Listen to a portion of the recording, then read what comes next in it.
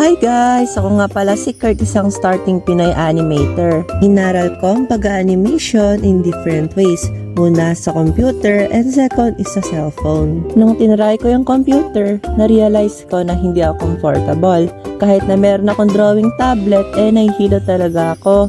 Kasi dahil na rin siguro hindi ako sanay sa computer. Bla bla bla bla bla bla bla bla bla bla bla bla bla bla bla bla.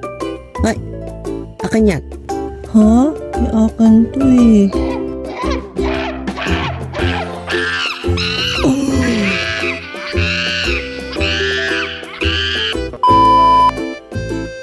Nung naisip ko na wala pa ring progress, ay nag-decide ako mag-try sa cellphone para sakaling makagawa ng OC. And to my surprise, ay nakagawa naman ako ng mas better pa kaysa yung version ko sa computer.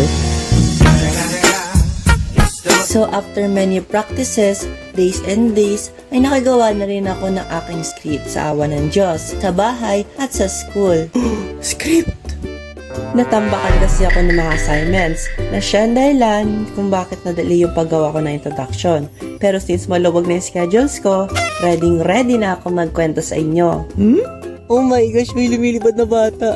Fictional man yan or true-to-life story and experiences, sisikapin ko makapagbigay ng saya at aliw sa inyo. Sa mga stories ko ay sasamahan ko ito ng mga lessons and advices na makakatulong sa inyo para mas ma-improve and ma-develop ninyo ang personality and pagkatao ninyo. Samahan niyo ako sa aking mga naging stories and experiences. Makipagkulitan at mag-enjoy manood habang kumakain ng biskwit. Joke. So, yun lang. Thank you guys for watching and see you all sa aking first story time animation.